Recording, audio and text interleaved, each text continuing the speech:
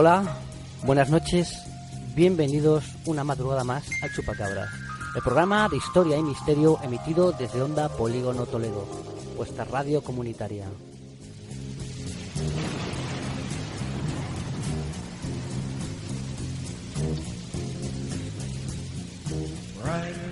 El Chupacabras es un programa donde nos adentramos en los diversos misterios que pueblan nuestro universo. Analizaremos la actualidad del mundo del misterio.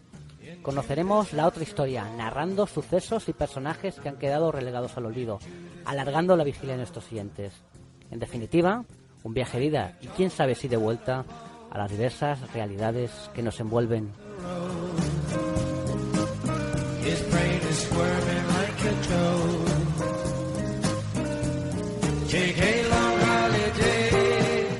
Bueno, una madrugada más aquí en el Chupacabras para descubrir los misterios de la historia. Buenas noches, damas y caballeros de la noche. ¿Qué tal?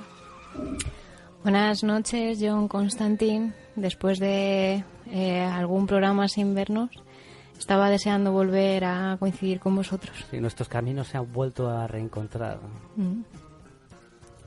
Buenas noches, ¿qué tal? Una noche más aquí en el Chupacabras. Hacía tiempo que no venía. Sí, ¿cuánto tiempo? Yo pensaba que te habías ido a luchar en alguna guerra de conquista de antaño, pero fíjate, me alegra volverte a ver aquí. Sí, pero fui a conquistar, ¿sabes? Pero me dijeron, ¿para qué vienes, tío? Preferimos tenerte aquí que como mercenario en un país extranjero.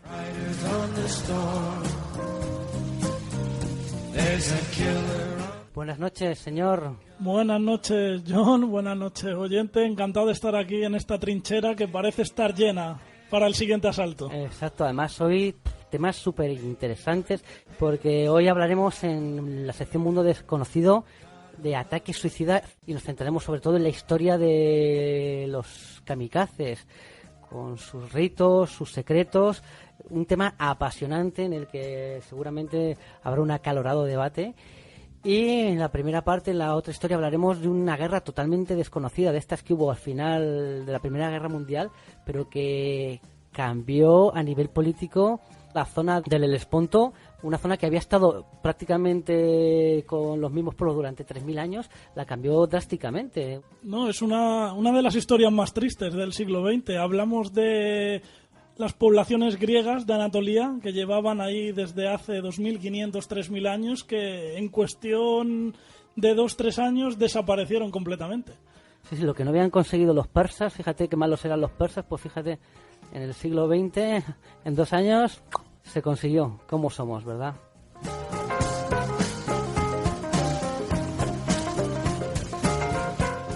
Pues aquí quien les habla, John Constantin, antaño cazador y perseguidor de demonios, superviviente a un intento de ataque kamikaze. Y nada, pues sin más dilación, ¿no? Este superviviente da comienzo a este programa de Chupacabras.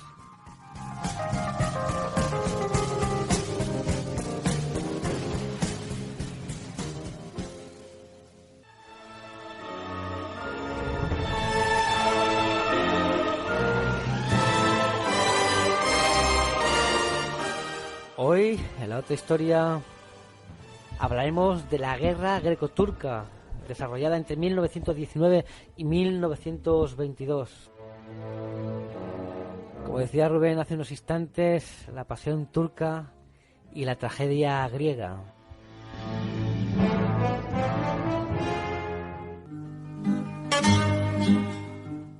Esta guerra fue uno de esos conflictos que inevitablemente siguieron a la Primera Guerra Mundial, porque en la Primera Guerra Mundial hubo tantos pactos secretos, tantas promesas, que al final todas esas promesas y esos pactos era imposible cumplirlos, porque lo que le habías prometido a uno se lo habías prometido a 50. Entonces al final surgían conflictos pues entre los propios vencedores de la guerra, porque no se podía contentar a todo el mundo. Entonces este fue un ejemplo de un conflicto, pues a Grecia le habían prometido las potencias aliadas ciertas conquistas territoriales y se lanzó, pues podríamos decir, en plan Alejandro Magno, ¿no?, a la conquista de Anatolia. Pues así es. Bueno, Grecia es un ejemplo más de la moto que vendieron los aliados. Bueno, los aliados me refiero básicamente a Gran Bretaña y Francia, a todos sus socios en la Primera Guerra Mundial. Porque a todos estos países que atrajeron a su causa, bueno, les prometieron el oro y el moro. Véase el caso de Italia, que cómo quedó Italia y que no fue, compensada con absolutamente 4 migajas. Luego llevó esto a insurrecciones, a huelgas, al nacimiento del fascismo. O, por ejemplo, Portugal, que utilizaron a los portugueses como carne de cañón y dejaron el país completamente arruinado y en una crisis que duraría casi una década. Y bueno, quizá el más afectado de esta auténtica tragedia griega, pues iba a ser Grecia. La historia de este conflicto, ¿no? Es que Grecia se vio avalada sobre todo por Gran Bretaña para lanzarse a la conquista de, en teoría, un imperio turco totalmente en descomposición. Desmembrado, prácticamente. Exacto, y ellos pensaron pues que sería una presa fácil anexionarse lo que era todas las antiguas colonias griegas de Anatolia, donde estaban las grandes ciudades de Éfeso, esa Grecia que dominaba todo el Mediterráneo. A los tiempos de Troya, casi. Era la megalidea o gran idea en griego, que es una frase que acuñó el primer ministro Eleftheiros Venizelos, que era en aquel momento el jefe de gobierno en Grecia. Pues bueno, lo que consiguió Turquía en esos años hay que decir que fue desde luego milagroso, porque estaba en una situación, al igual que Alemania, se hace un tratado para Turquía. Bueno, en Alemania tenemos el infame Tratado de Versalles, que lo que generará después todos lo sabemos. Y en Turquía pasa algo parecido con el Tratado de Sèvres, que le imponen los vencedores. Al Imperio Otomano se le descompone. Voy a citar un poco las cláusulas, que fueron mucho peor que Versalles para Alemania. O sea, uno lee estas cláusulas y es para salir corriendo. El Imperio Otomano es descompuesto. Mesopotamia y Palestina pasan al Imperio Británico. Mesopotamia sería el actual Irak, para aclararlo. Siria y Líbano pasan como protectorados de Francia. La Tracia oriental en la zona europea pasa a Grecia. Además, se promueven 3 naciones independientes que van a ser Arabia Saudí, Transjordania y la República de Armenia en el Cáucaso. Además de las típicas reparaciones económicas y esto. Esto estamos hablando de las zonas no turcas del Imperio Otomano, básicamente las zonas árabes o armenias. Respecto a la zona turca, que es la península de Anatolia, es reducida también territorialmente a un humillante territorio. Por poner un ejemplo, es repartida entre los vencedores. Esto, por ejemplo, con Alemania no sucede. En Alemania, zonas polacas o checas son entregadas a las nuevas naciones, pero en el caso de Anatolia, así porque sí, a la población que es totalmente turca se pasa a cualquier nación que no tiene nada que ver con la zona. Por ejemplo, el ejército británico pasa a ocupar Estambul, el Bósforo y el estrecho de los Dardanelos, así por las buenas. El ejército francés se apropia de la histórica provincia de Cilicia, la famosa provincia de los piratas en el Mediterráneo, en tiempos antiguos. El ejército armenio, en este caso sí que aquí estaba justificado, pasa a ocupar la provincia de Kars, que era de mayoría armenia. Luego el ejército italiano, sin pintar nada en la zona, se le entrega las provincias de Antalya y Konya. Y a los griegos la zona del Ponto. Incluso los derechos de costas pasan a Estados Unidos, aunque no pinte nada en la zona, a Estados Unidos. Bueno, o sea, estamos viendo que esto es 1000 veces peor que Versalles. O sea, lógico que los turcos estuvieran muy cabreados. Grecia, avalada por este contexto que se da en la zona, este contexto internacional, con prácticamente Turquía dejando prácticamente de existir, pues se quiere aprovechar y se lanza la conquista de Turquía, lanzando una gran ofensiva. Pues así es, esta ofensiva, o este conflicto, la fecha que se le da al comienzo, realmente ya había choques armados entre los griegos pónticos de la zona y las minorías turcas. Había ya desde 1918, desde que acaba la Primera Guerra Mundial. Ya esta guerra estaba en marcha, lo que de muy baja intensidad. Pero bueno, la fecha oficial sería el 15 de mayo de 1919, cuando el ejército griego desembarca en el puerto de Esmirna. En un principio no hay oposición hasta que un nacionalista turco, Hasan Tashin, pues bueno, dispara a un soldado griego que encima era el estandarte que llevaba la bandera en ese momento, lo cual es una humillación. A este hombre no lo apresan, pero bueno, los griegos toman represalias y cogen a un viejo coronel que era un héroe de guerra, el coronel Alba y Feji Bey, y bueno, y le matan en una plaza delante de todo el mundo, lo matan a bayonetazos, a golpes de bayoneta. Esto provoca una insurrección en los pueblos de alrededor y bueno, una insurrección de los turcos, y eso hace que más griegos desembarquen para aprovecharse de esta rebelión, ir ampliando sus territorios en la zona del Pontos. Y bueno, se va extendiendo a la península de Caraván, a Sote, al valle de Menderes. Claro, esto ya los turcos, que están muy cabreados y encima más con su gobierno, en aquel momento Gran Bretaña habían puesto un gobierno títere en Estambul que lo dirigía el antiguo sultán, Mehmed V. Y bueno, los turcos lo ven como un traidor porque este sultán obedece a todo lo que le dicen los vencedores. Entonces ya empieza a haber una respuesta. Van a hacer una sociedad secreta que se llama la Sociedad del Caracol Cemitelli. Y bueno, van a hacer en la zona central de Anatolia con los restos del ejército otomano que se había retirado de Siria y del Cáucaso. Y lo va a organizar un general, Ali Ebat, que bueno, va a tener muchos seguidores, pero todavía no va a tener un núcleo fuerte. Este núcleo fuerte va a construirlo un hombre que además era un héroe de la Primera Guerra Mundial, había sido el vencedor de la batalla de Gallipoli, la famosa batalla de 1915 en la que el Imperio Británico y francés habían sido humillantemente derrotados. Y bueno, es Mustafa Kemal Atatürk, el general victorioso de la Gran Guerra. Al poco ejército turco existente se le había dado el título de comandante jefe e inspector. Este hombre va a traicionar al sultán y va a huir desde Estambul y se va a presentar en el centro de Anatolia, en la provincia de Samsun, y ahí va a fundar el movimiento nacional turco y va a fundar la República Turca, que va a ser muy pequeña, un territorio muy pequeño, pero con capital en Ankara, que casualmente sigue siendo la capital hoy en día de Turquía, precisamente por este mismo suceso. Y ahí, el día 28 de mayo, este ejército va a tener el primer choque con los griegos en Aflavik, y ahí ya va a empezar una guerra a gran escala.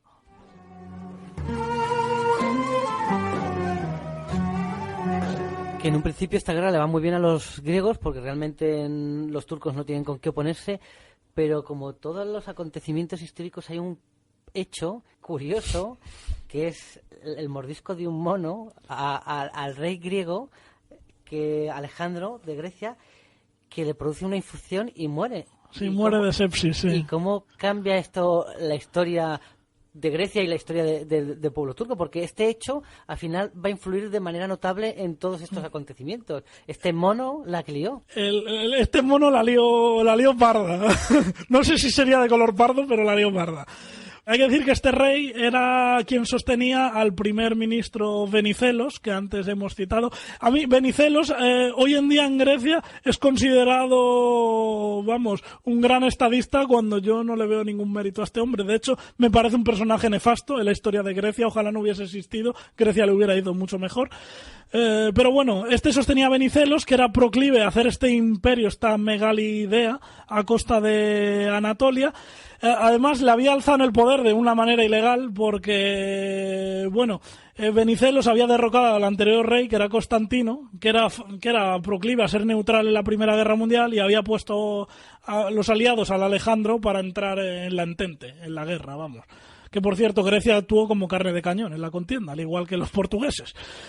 En fin, que una vez muere ya Venizelos se queda sin su protector y vuelve Constantino al poder, que es un hombre totalmente proclive a la neutralidad.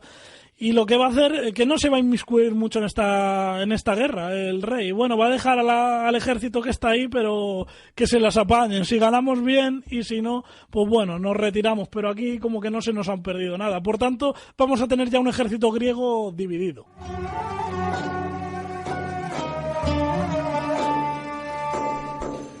claro, con estas circunstancias, que ya podemos decir esta política militarista de Grecia cambia, también algunos mandos son reemplazados poniendo a mandos que podemos decir poco motivados. Sí, poco motivados, y aparte pues empieza a este movimiento nacionalista turco a obtener victorias, lo que hace es subir la moral turca. También otro hecho importante es que el antiguo enemigo ruso se transforma en un gran aliado. La actual Unión Soviética en ese momento se sirve como aliado, firman un pacto entre la naciente República de Turquía con la Unión Soviética, y eso también influye bastante. Aparte, bueno, este pacto es decisivo porque hay que recordar que Turquía tiene 3 frentes abiertos. Es decir, tiene el frente contra los griegos hacia el oeste, tiene el frente en el sur contra los franceses en Cilicia, y luego tiene el frente en Armenia. De hecho, en Armenia los bolcheviques de Rusia, bueno, promueven una insurrección comunista. Los armenios había un movimiento comunista bastante grande en los armenios, y bueno, hay un golpe de estado en Ereván, y gracias a este golpe de estado, bueno, el ejército armenio se descompone porque bueno, tiene que retroceder por lo que está sucediendo en retaguardia, y todo el ejército armenio se descompone, lo que permite al ejército turco arrebatar a la República de Armenia la provincia de Kars, que por cierto, esto será muy trágico, porque una vez los turcos conquisten esta provincia, la población armenia va a ser exterminada. Se calcula 250.000 personas, que esto está considerado parte del genocidio armenio que había empezado en la Primera Guerra Mundial. Por tanto, este hecho de que la Unión Soviética se sume a la contienda va a ser bastante beneficioso a Turquía.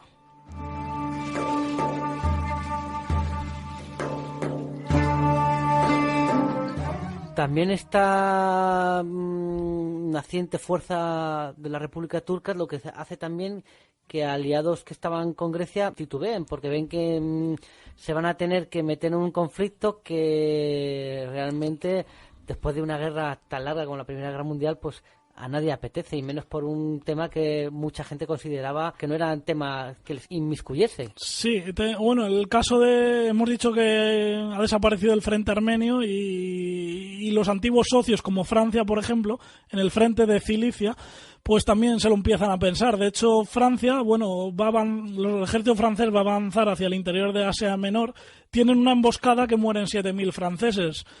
A raíz de esto, y que Francia en aquel momento ya estaba, el ejército había tenido muchos motines en la Primera Guerra Mundial, el ejército francés había terminado la guerra y estaba en 2 guerras involucradas Francia. Una era la guerra civil rusa y otra la guerra en Turquía. Entonces, a raíz de esos 7.000 franceses muertos, que es un escándalo en Francia, pues bueno, Francia decide que para evitar un motín comunista, de hecho había ya habido en Ucrania, en el Mar Negro, en la flota, había habido un motín comunista en la flota francesa, y bueno, temía que esto se extendiese. Entonces lo que hace es retirarse, y lo que hace desaparecer al frente de Cilicia. Otra nación, que era Italia, que tenía, de hecho le habían premiado con 2 provincias en Turquía, pues bueno, tenemos que en el año 22 llega Mussolini al poder, y Mussolini no era proclive a una expansión en Anatolia. Él era más proclive a obtener territorios a costa de los Balcanes y Grecia, y al final los italianos van a traicionar directamente a los griegos y van a apoyar a los turcos. O sea, es curioso que Turquía iba a estar apoyada por 2 naciones ideológicamente opuestas, como son la Unión Soviética y la Italia fascista. Bueno, es curioso que una gran cantidad de armamento italiano va a ser cedido al ejército turco de Mustafa Kemal Atatürk, y incluso algunos aviones le va a prestar. Y aparte, Mussolini va a aprovecharse esta debilidad para invadir la isla de Corfú, que va a atacar a los griegos por la espalda de una manera un poco rastrera, y bueno, se anexionará esa isla. Podemos decir que ya únicamente como posible aliado le queda a Grecia a Gran Bretaña, pero Gran Bretaña, claro, podemos decir la Commonwealth no se quiere implicar en este conflicto que ellos no entienden como suyo, y cuando ve Gran Bretaña que no va a tener el apoyo del resto de, podríamos decir, territorios de la Commonwealth, pues no se quiere embarcar en una guerra que ya estaba suficientemente extenuada como para meterse en ese conflicto que realmente ni Gran Bretaña ni Estados Unidos, que al final se retira. También tenía la Marina, la US Navy, tenía ahí la flota en el Bósforo, y también acaba retirándose porque había muchas presiones de la opinión pública. Estaban muy desgastadas estas naciones después de la Primera Guerra Mundial. Y bueno, viendo el ejemplo de la flota francesa en el Mar Negro, que durante la Guerra Civil Rusa, como he dicho antes, había habido un motín comunista, pues bueno, queriendo evitar esto, al final acabaron, después de haberle vendido la moto a los griegos, les acabaron abandonando de una manera muy traicionera. Al final, pues el ejército turco de esta naciente República Turca reconquista todo lo perdido y expulsa a los griegos, claro, y la consecuencia más grave de este conflicto, podríamos decir, a nivel político, lo que hablamos al principio, que colonias, poblaciones griegas que llevan viviendo más de 3.000 años, o sea, una auténtica barbaridad, de repente, de la noche a la mañana, en cuestión de meses, tienen que abandonar la tierra de sus ancestros por que al final, como siempre, la que sufre es la población civil, porque todo esto lo que hizo fue incendiar la convivencia. También los griegos, hay que decir, ojo, los griegos llegaron a 40 kilómetros de Ankara, estuvieron por poquito a punto de ganar la guerra. Y de hecho en ese avance habían sido muy brutales los griegos con las poblaciones turcas, por tanto estos tenían sed de venganza. Al reconquistaron casi 300 kilómetros prácticamente desde Ankara hasta las costas del Mar de Mármara. El ejército turco reconquista 300 kilómetros de terreno y a medida que va avanzando, no va haciendo un exterminio, pero sí que va haciendo bastantes represalias contra los griegos, forma de fusilamientos, hay violaciones a mujeres. Y bueno, esto provoca un éxodo, antes incluso que lleguen los turcos, en los puertos hay un éxodo tremendo, que bueno, peleas por subirse a los barcos. De hecho, muchos van a ser evacuados porque tanto la flota británica como la estadounidense van a evacuar a muchos a Grecia. Aún así, hay una tragedia que es el caso de la ciudad de Esmirna.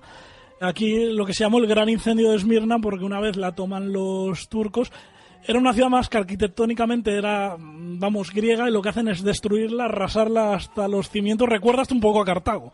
O sea, la destrozan toda, masacran a la población griega, también a los comerciantes armenios que hay ahí. No se saben las cifras, pero podemos hablar de decenas de miles de víctimas. Al final siempre pagan los mismos los platos rotos. Esta idea imperialista de Grecia al final se convirtió en el pasaporte de expulsión, ¿no?, para estas comunidades. De expulsión de gente que lleva 3.000 años, que tampoco se consideran griegos, ellos se consideraban pónticos. De hecho, hicieron unas milicias que se llaman las milicias pónticas, como guerrilla los turcos. Pues ellos se consideraban pónticos, lo único que tenían era la lengua griega realmente.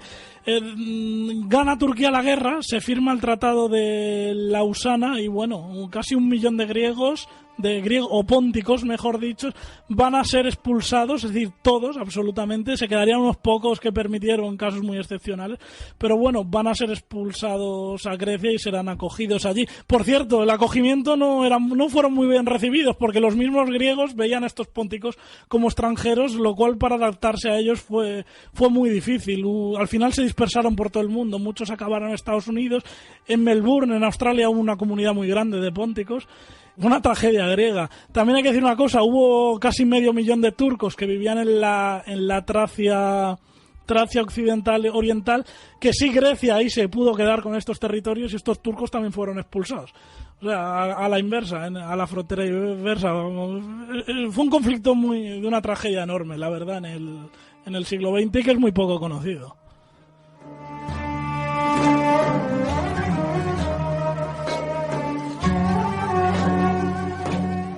Dicho, uno de estos conflictos que fueron la pieza de dominó al concluir la Primera Guerra Mundial, que como ya comentamos en un programa, fueron prácticamente 30 años de guerras ininterrumpidas. Sí, es que fueron tratados que nos acabaron, muchas revoluciones sociales. Y bueno, hoy hemos hablado, por ejemplo, del Tratado de Sèvres, que fue terrible para Turquía. Es conocido el de Versalles, que es conocido por todos los oyentes era. Pero bueno, hubo otro tratado nefasto, que por ejemplo fue el del Trianón, a Hungría, que a los vencedores se cebaron de una manera que es que redujeron el 50% de sus fronteras. Turquía fue la primera señal de lo que iba a pasar con estos tratados. O sea, el Tratado de Sèvres fue una señal de lo que iba a pasar luego en la Segunda Guerra Mundial. No, y aparte que las consecuencias a día de hoy todavía lo estamos viendo con el reparto que se hizo luego de Oriente Medio. Claro, esos ya serían los acuerdos de Sykes-Picot que entraban por ahí, por la puerta de atrás del Tratado de Sèvres, como las cláusulas estas ocultas, que bueno, que esto ha empezado todo el conflicto Oriente Medio que hay ahora. Claro, que es continuación de todo esto que está pasando ahora mismo, este avispero de la Primera Guerra Mundial. Yo digo, es curioso que el mundo está pagando más las causas de la Primera Guerra Mundial que no de la Segunda, cuando es más cercana. Es bastante llamativo.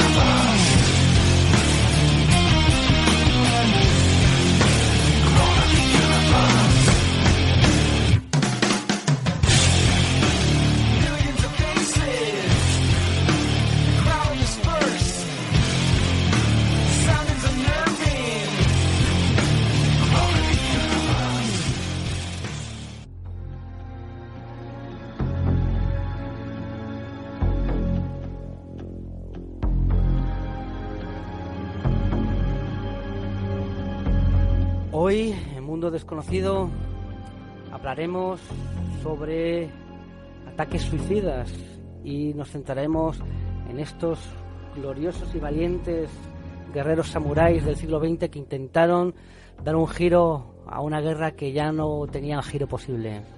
Hablaremos de estos samuráis, de estos guerreros del viento divino.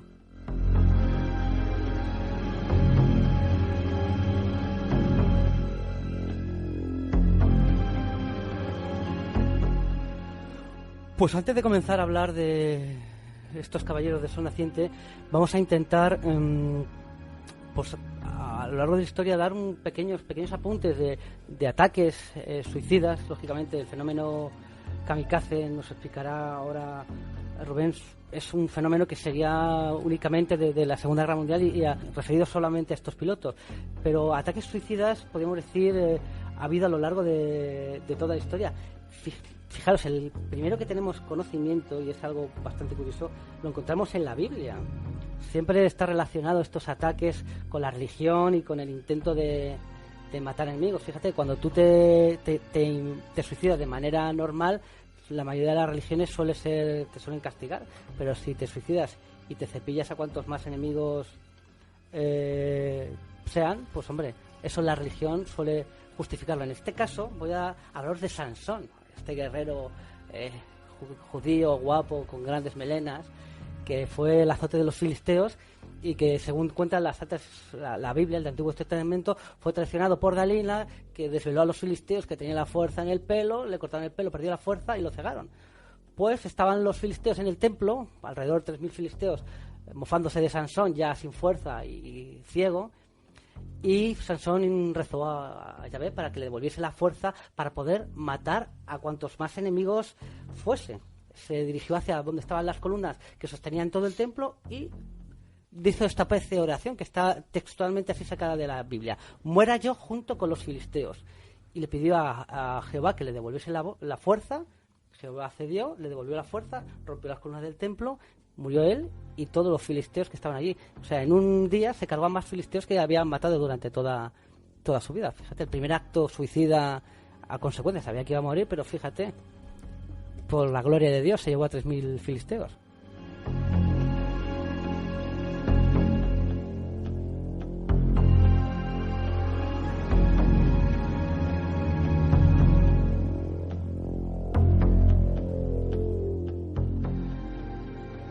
Ahora vamos a hablar de otro fenómeno también en la antigüedad, que serían los famosos Berserk, que aquí seguramente ya hemos hablado de ellos en alguna ocasión. ¿Te acuerdas, Charlie? Pues estos guerreros eran auténticos fanáticos, que su único deseo era morir en nombre de Odín. De hecho, su misión eran guerreros, además que los escogían con una talla bastante amplia, impresionaban. O O sea, se lanzaban contra las líneas enemigas, ellos solos, en vanguardia. A lo mejor el resto de las tropas vikingas se quedaban a 500 o 600 metros, y a lo mejor una vanguardia de estos guerreros, 10-15, se lanzaban contra todo el enemigo, y su misión era morir ensartados en las lanzas enemigas, pero abrir brechas en las filas enemigas. Y esa era su misión. De hecho, estos soldados usaban una especie de droga que lo que le hacía era que les potenciaba todavía más la fuerza. Eran auténticos fanáticos de casi 2 metros. Imaginaos, un tío ahí puesto hasta las trancas, lanzándose y echando espumarajos por la boca, pues podríamos decir que tenía que asustar.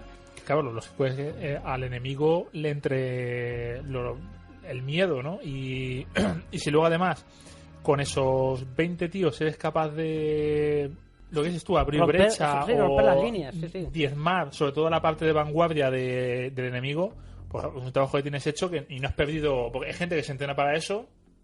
Bueno, tú los entrenas para eso. Entonces, sí, pero realmente diezmarnos lo que hacían era brecha, o sea, descolocaban las líneas que son al principio de una batalla. Al principio de una batalla es importantísimo, descolocas al enemigo y ya tácticamente el enemigo se pone nervioso y tienes la iniciativa en la batalla. Pues era la punta de ataque de los ejércitos vikingos, y asustaban tanto por su fuerza sobrehumana, por el puesto que llevaban estos tíos, y por su sed y por la indiferencia que tenían hacia la muerte. El efecto psicológico que causaban las tropas contrarias era terrorífico, viéndolos morder los escudos, echar espuma por la boca y aullar como lobos. De hecho, incluso se pensaba que esta gente eran medio salvajes, medio lobos.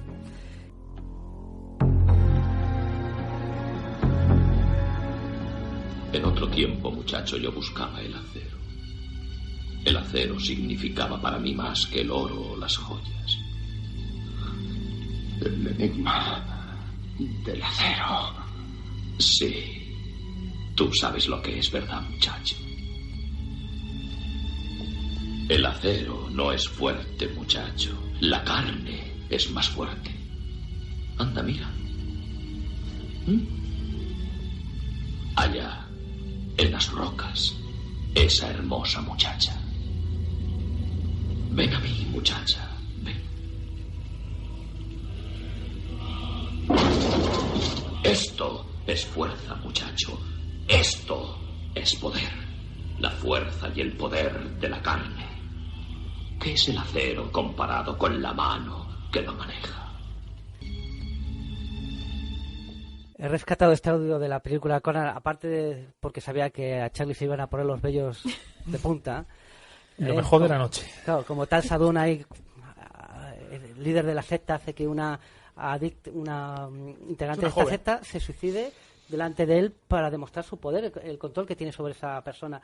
Pues lo he rescatado porque voy a hablar ahora de otros asesinos suicidas que serían los asesinos. Esta secta se basaba en 2 puntos prohibidos del Islam, que era el asesinato y el suicidio, pero ellos lo justificaban, daban una vuelta de tuerca, como está ocurriendo ahora actualmente con este terrorismo yihadista, para justificar eso. El suicidio si es para matar a un enemigo, y si tú matas a un enemigo, pues lo justificas. Le dan una vuelta de tuerca.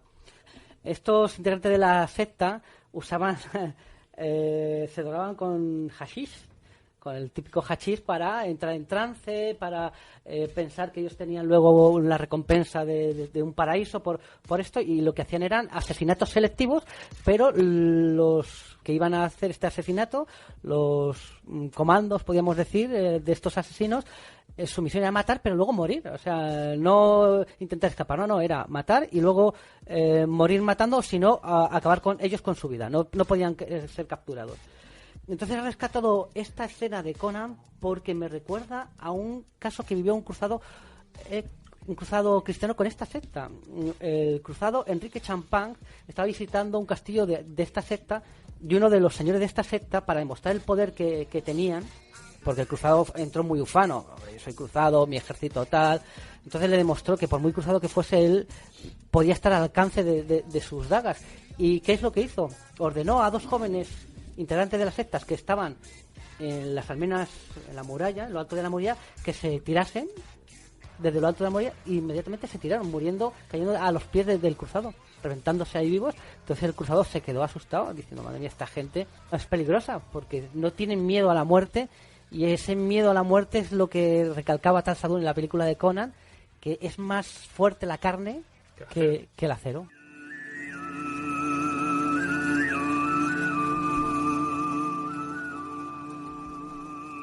Bueno, como bien has dicho antes, John, los vikingos utilizaban a los Berserk para crear avanzadillas que pudieran abrir brecha o también retener al enemigo durante un tiempo para poder escapar o para poder organizarte. No es una cosa única de los vikingos. Hay un pueblo conquistador bastante grande que eran los mongoles, y Gengis Khan utilizaba pues un sistema un poquito más agresivo quizás, pues para luchar contra cualquier enemigo. Sobre todo estamos hablando de que antes los enemigos pues se juntaban dos ejércitos en un campo de batalla y se liaban a palos así, ¿no? Gengis Khan lo que hace es crear una unidad que no tiene nada de especial, ¿vale? Lo único que sabían que no iba a haber retorno en el ataque. Y era una unidad a caballo que no iban con ningún tipo de defensa, solamente iban con 2 espadas, las juntaban, las 2 empuñaduras, hacían una espada, pues bueno, una empuñadura central y 2 hojas a los lados, y se lanzaban al ataque, ¿vale? Se lanzaban a la lucha, claro, con el peligro que tenía, que no llevaban escudo, no llevaban ningún tipo de coraza, para ir lo más ligeros posible. Y esto, claro, las flechas enemigas, las lanzas, todo era capaz de frenar el avance, pero eran tanta gente la que se lanzaba a este asalto, que al final muchas veces el enemigo retrocedía solamente con 2.000 jinetes a la vanguardia. Hay un caso no. Esto se ve en la película Mongol, una que salió hace varios años. Eran guerreros suicidas, claro, iban a morir. Ellos iban a morir porque, claro, tú ibas sin defensa ninguna. Entonces, a lo mejor alguno tenía suerte y cruzaba todo el campo de batalla y se iba al otro extremo y podía regresar, pero la mayoría no conseguía pasar del centro. Pero lo que sí que es cierto que toda la unidad de infantería que había delante pues quedaba más o menos maltrecha. Sobre todo lo utiliza con ejércitos mucho más poderosos, y luego lo utilizará más adelante en la conquista del imperio de Xishan y de la dinastía china. Sí. ¿Vale? Lo utilizará Gorasmia también, no sé qué usa esta táctica. Gorasmia. Claro, él la introduce. Claro, el término ataque suicida ahora mismo en nuestra actualidad sería diferente. Esto sería un ataque, bueno, pues para tú sabes a lo que ibas, y si salías vivo, pues vale, que no, pues sabías que iba... Sí, pero eran gente que iba destinada a morir, y si sobrevivían, morirían en la siguiente batalla. Eran... Sí, era una avanzadilla. Podemos hablar de un ataque suicida, claro. Unos hombres entrenados para eso. Y el ejército mongol, lo que me impactaba a mí era la cantidad de hombres que utilizaba para este fin. Es un ejército muy, muy, muy, muy recurrente a este tipo de ataques.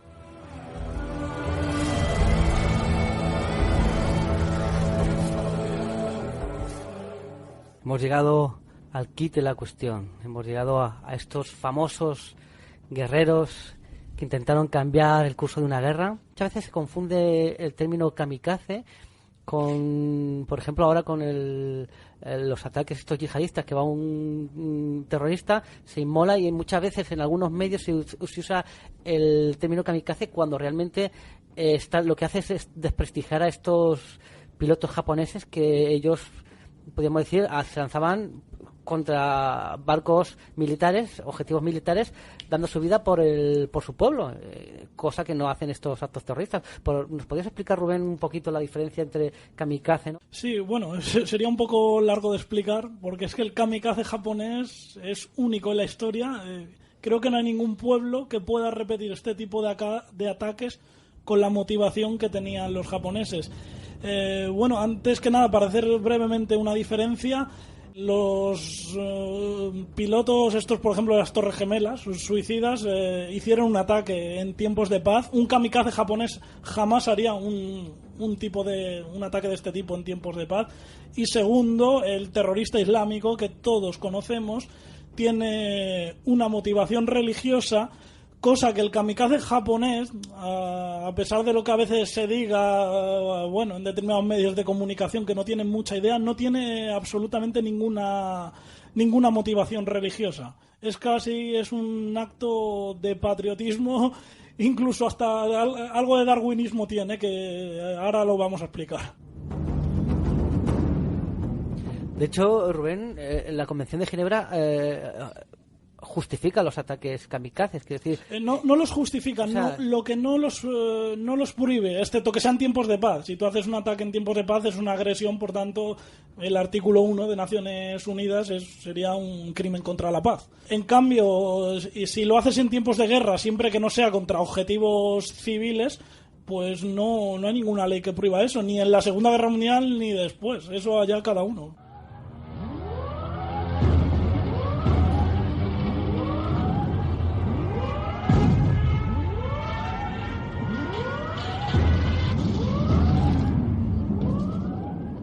Fue un arma que se usó a la desesperada por el ejército imperial japonés, y un poco ver esa perspectiva de por qué llegaron a estos extremos.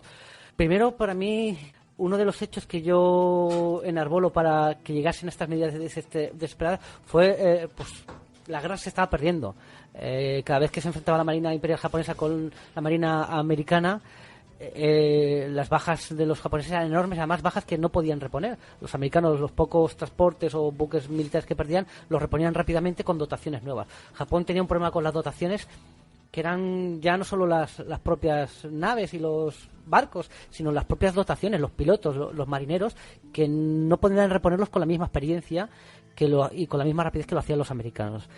Entonces, los estrategas japoneses, a partir de la muerte el 18 de abril de 1943 del almirante Yamamoto, los estrategas japoneses no estuvieron a la altura de este hombre, pero nunca, jamás. Y fue para mí una de las claves para que, podríamos decir, tácticamente los japoneses perdiesen a su mayor estratega, y esto es una de las causas que hizo que la guerra empezase a ir muy, muy mal. Otra de las causas que yo también esgrimo es que los aviones japoneses empezaron a quedarse obsoletos cuando la gran industria americana empezó a fabricar mejores aviones, que además en este punto quizás hemos tenido una pequeña discrepancia Rubén y yo, porque Rubén también decía que aparte los japoneses también seguían produciendo buenos aviones, que eran mejores que los americanos, pero el problema también es que los producían en un número inferior. Muy inferior, de Claro. hecho en aquella época, que es el 44 te estás refiriendo ahora, sacaron un nuevo tipo de cero, el A6M5, antes tenían el A6M2, y este sí que era superior a todos los cazas norteamericanos. El problema es que producían, por cada uno que producía Japón te sacaba 50, Estados Unidos más malos, pero eran 50. Claro, entonces era imposible combatir contra esa superioridad tanto en el aire como en el mar. Y además que los pilotos que morían americanos los podían renovar con dotaciones de igual calidad técnica. Eso no pasaba con los japoneses. Piloto con experiencia que era derribado no lo podían reponer los japoneses. Entonces empezaron a perder totalmente el control del aire. Otra cosa que también hicieron los americanos fue incorporar el radar en los aviones. Entonces eso fue un avance técnico, porque enseguida localizaban a los aviones japoneses y entonces lanzaban interceptores en gran masa para derribarlos. De hecho, hay un día en la batalla de las Marianas que los americanos llegaron de hecho llaman a esa jornada la cacería de patos de las Marianas, porque los japoneses en mediodía perdieron 350 aviones frente a 20 norteamericanos. Tienen tanta superioridad aérea que es que... Hay que hacer un apunte en esta batalla, que esto lo suelen obviar los americanos, que es verdad que ganaron en el aire, pero perdieron tanto tiempo que al viaje de vuelta se quedaron la mayoría sin gasolina y cayeron al mar. Eso sí, la mayoría fueron rescatados porque dieron la posición y enviaron barcos a recoger del agua a los pilotos, aunque algunos ahogó. Sí, que luego sí hubo 80 aviones americanos, un Sí, número una barbaridad. de aviones americanos que no fueron derribados por los japoneses. Lo que esta parte no la contaron. Sí. Lo que pasa es que, lo que hemos dicho, eran dotaciones que podían reponer. Sí, Japón no podía reponer. Y sobre todo, también tácticamente, la batalla esta de las Marianas, ¿qué es lo que hizo? Que a partir de ese momento ya tenía bases físicas los americanos para poder machacar el territorio japonés. Entonces, claro, si ya eran la producción industrial no se podía comparar a los americanos, a partir de ese momento que empezaron a machacar día y noche, las 24 horas, las fábricas japonesas, la guerra estaba perdida. Tenían que buscar un arma, algo que decantase esta balanza que estaba totalmente desequilibrada. Y entonces surgió la idea de estos pilotos. Pues bueno, el autor intelectual de este tipo de ataques que tanto sabemos por libros, películas, documentales, bueno, fue un contraalmirante, Takijiro Onishi, de la primera flota aérea. Fue el primero en proponerlo. En un principio esto les pareció una locura a los mandos, incluso al ministro de Defensa. Pero bueno, al final el primer ministro, que era Koizu Kuniaki, hacía poco acababa de sustituir al famoso primer ministro Toho, que está considerado el japonés más sanguinario de la historia. Pues bueno, después de mucho pensarlo, dio su aprobación, sobre todo después de esta última batalla que se ha referido John, la batalla de las Marianas, o el tiro al pavo, el tiro al pato o al pavo en las Marianas. Se puede decir de las dos maneras. Esto se ha dicho muchas veces que eran unos locos, unos fanáticos, respuestas de este tipo. También es que en Occidente nos gusta, queremos dar una respuesta a todo y enseguida decimos lo primero que se nos viene a la cabeza. De hecho, basta ver muchos documentales que están bastante equivocados, aunque ahora hay que decir que desde hace tiempo las nuevas ensayos y obras que salen empiezan a corregir esta visión de los kamikaze. Kamikaze, ¿qué significa? En japonés, kami significa una divinidad, no es ningún dios en concreto, pero bueno, sería divinidad. Kaze es viento, es decir, sería viento divino la traducción.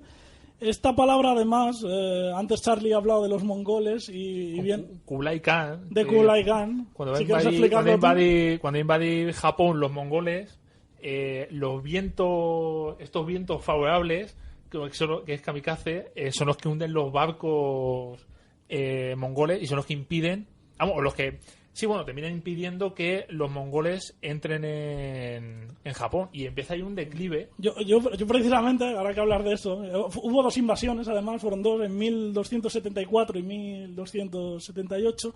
Y bueno, yo precisamente estaba en la bahía de Hakata, que era donde desembarcaron los mongoles, que luego se quedaron atrapados, porque vino el tifón, se quedaron sin barcos. Y bueno, yo estaba allí, hay un monolito, eso sí, ahora al lado han construido un campo de béisbol. Ah, bueno, mira japoneses, ¿no? Muy propicio, para algo histórico que cambió el rumbo de la historia, muy propicio para un campo de béisbol, pero bueno. Viene de ahí, de la diosa Amaterasu, que sería la diosa del viento.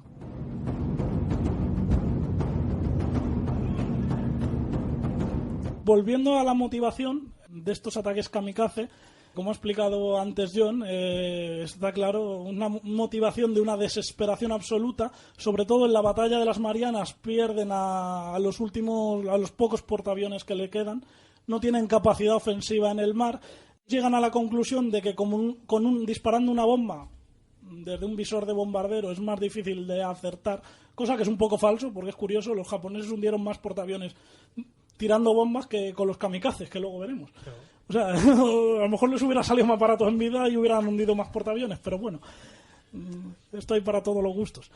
Pues bueno, llegaron a la conclusión de que se podían hundir más barcos. ¿Pero por qué hacen esto? Porque hubo muchos más países en la Segunda Guerra Mundial que estuvieron igual desesperados de Japón y no llegaron a este límite. Hay que buscar un poco lo que es la cultura japonesa, no solo de esa época, sino milenaria, y que hoy de otras formas sigue siendo igual, en muchos otros sentidos. Por ejemplo, sigue siendo el país con más suicidios del mundo, junto con Rusia, creo que están por ahí a la par, pero es el país con más suicidios del mundo.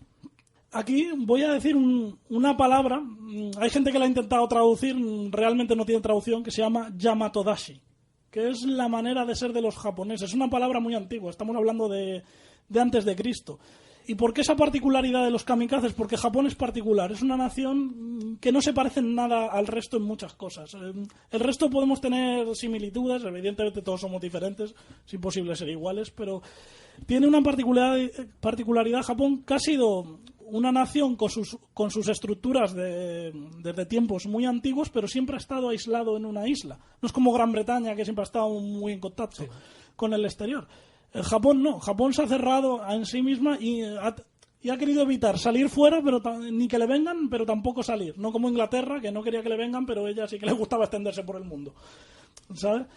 Desde hace 2500 años, la manera de ser de los japoneses, su cultura es como una especie de máquina moderna, que ellos todos son piezas de un enorme engranaje, y si alguna de estas piezas fallas, pues hay que eliminarla. Y sin no que otro venga a matar, sino tú voluntariamente, un japonés voluntariamente considera que ya no sirve a esa sociedad, a ese gran engranaje biológico que son las islas de Japón, y se suicida. Esto pasa hoy en día allí. Es muy común cuando ya has fallado determinados exámenes o no rindes en el trabajo, ellos consideran que ya no aportan nada a esa sociedad, y es muy habitual el suicidio. De hecho, hay un bosque allí en Japón que todo el mundo va a esa zona a suicidarse para no molestar. Y bueno, y tampoco está muy mal visto, o sea, ni antiguamente ni ahora. Aparte, aparte de que una pieza, este engranaje, no rinda, si esta pieza que considera que puede hacer un sacrificio y mejorar al resto del engranaje, de la maquinaria, pues también tiene que hacer un acto suicida. Y por ahí viene el tema del kamikaze.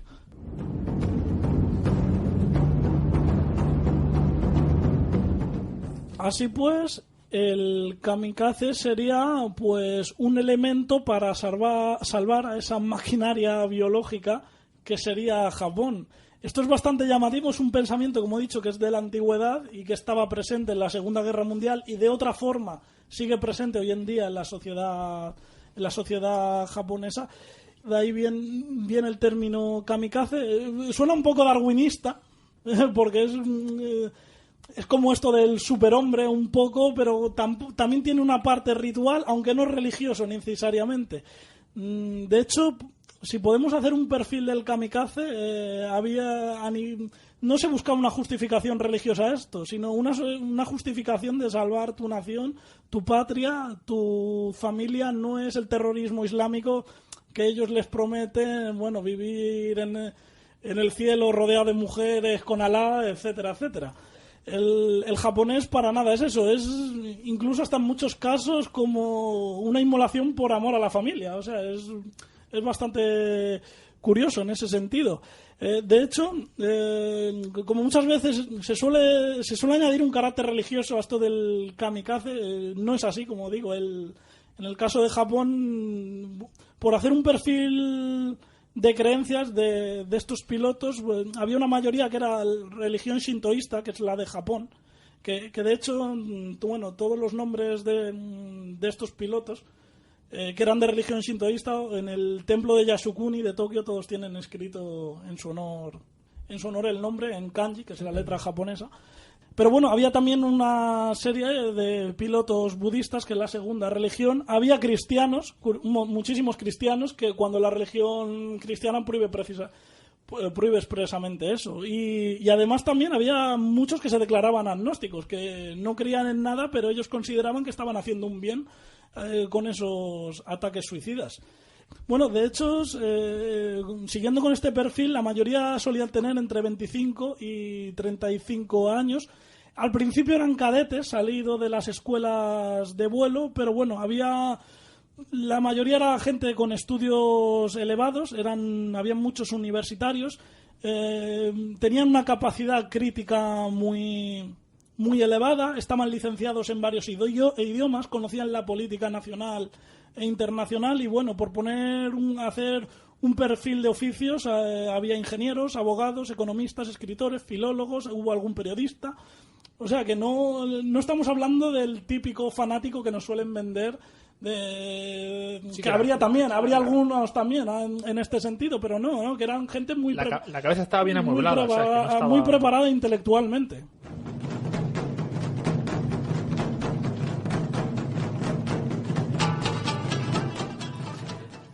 Respecto a este fenómeno de kamikaze, yo quería resaltar cómo va más allá del fenómeno, cómo es una conexión con la familia, con la sociedad del país. Dentro del ritual kamikaze se llevaban una serie de objetos. El más famoso es el hachami, que era el que se ponía en el pañuelo, la cinta en la cabeza. Pero hay un objeto que define todo esto que nos está comentando Rubén, que es el seni bari, o cinturón de las 1000 puntadas.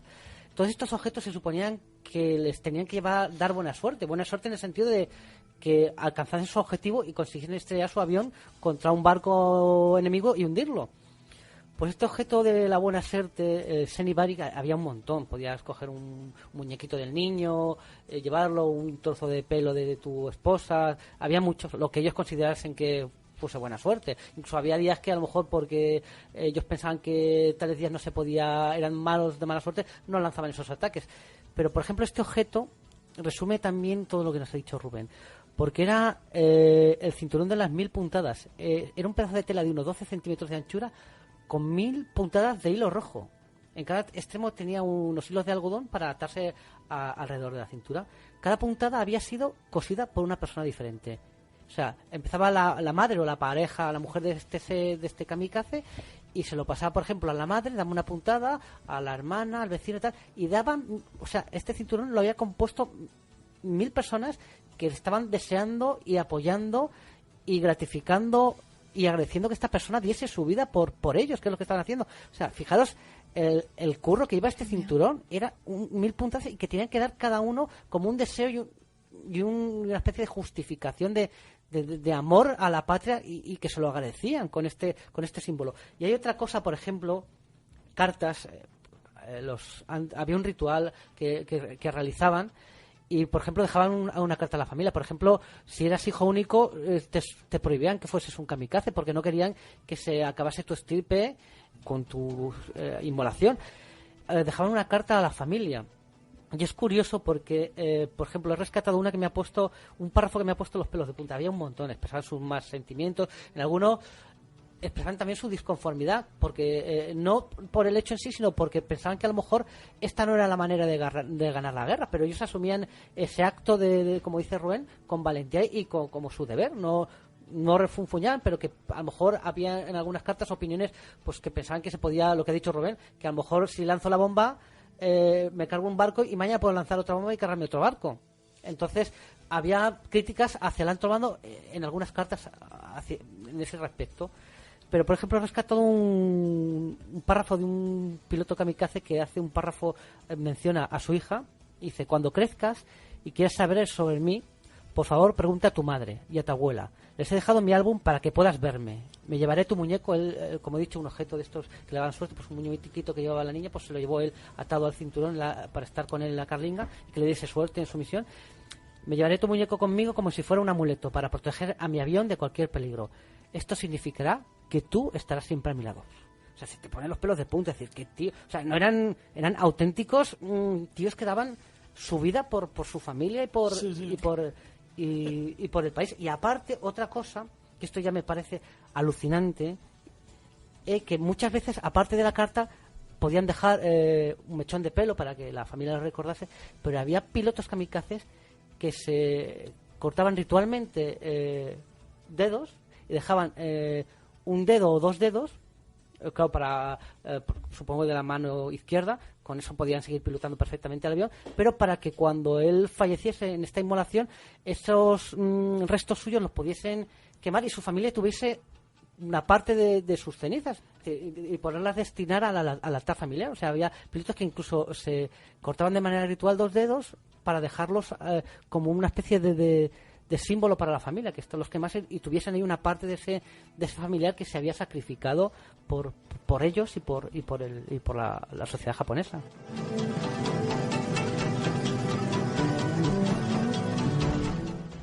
Pues bueno, estos ejemplos que nos has contado es lo que decía yo antes, que en muchos casos los kamikazes lo hacían como un acto de amor a su familia. Ellos pensaban que así se podría revertir el curso de la guerra, sabían que si se perdían la contienda iban a pasarlo realmente mal, incluso si los americanos invadían Japón iba a ser una masacre. Entonces era como una forma de sacrificio en muchos sentidos por su familia, por la patria a la que amaban.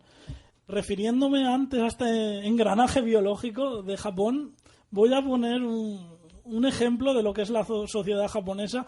Es un cuento que tiene, no recuerdo, por unos 2000, 1500 años, no recuerdo. Que bueno, que es un cuento que se explica a todos los niños cuando son pequeños, se sigue relatando hoy en día. Para que los oyentes vean lo que es la mentalidad japonesa de que todos somos un todo y tenemos que sacrificarnos. El cuento, explica la historia de un viajero que va caminando por el bosque y llega al borde de un barranco. Al fondo del barranco descubre que hay una tigresa que está herida en una pata y hay 2 cachorros de tigres que están llorando porque su madre no puede cazar y no puede alimentarles.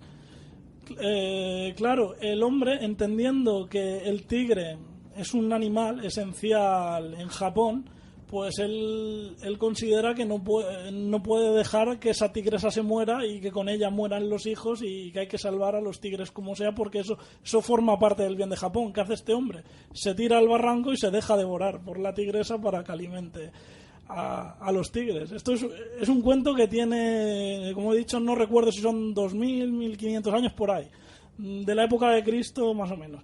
Pero bueno, se sigue contando a todos los niños hoy en día, es muy común, ¿no? Un poco lo que es la mentalidad allí, que lleve luego nos extraña que esto lleve a cosas como los kamikaze, y que lo veo injusto que se los compare con los islamistas, lo veo muy injusto, la verdad. Claro. Que se sacrifican por un bien común.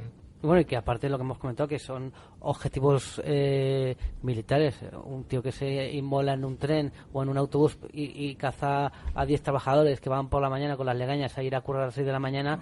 Eso para un kamikaze japonés sería el máximo deshonor. Claro, de hecho, cuando ya los americanos comprenden el fenómeno, lo que les está pasando, desarrollan tácticas que consistían en el volver los cielos donde estaban alrededor las flotas en auténticos infiernos. O sea, que no podía pasar ni un mosquito sin que un trozo de metal al rojo vivo lo atravesase.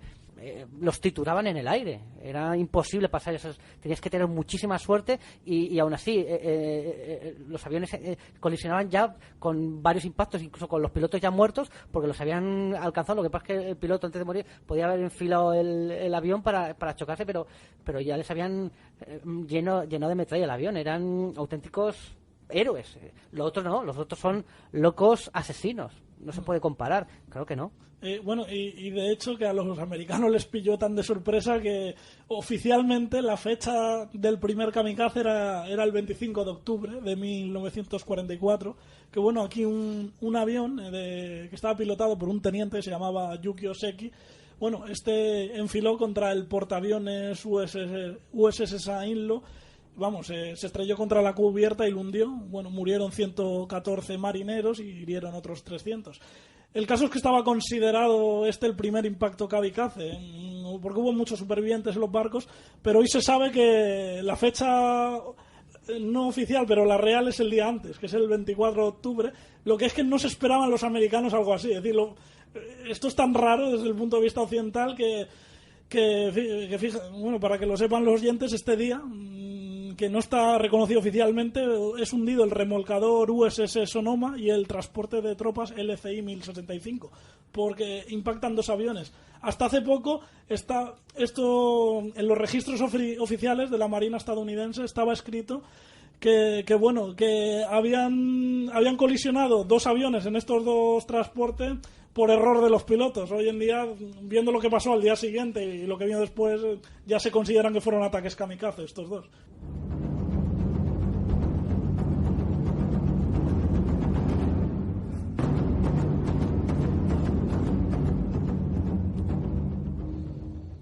Rubén, ¿estos ataques kamikazes realmente hubiesen cambiado la guerra si a lo mejor los hubiesen enfocado de otra manera?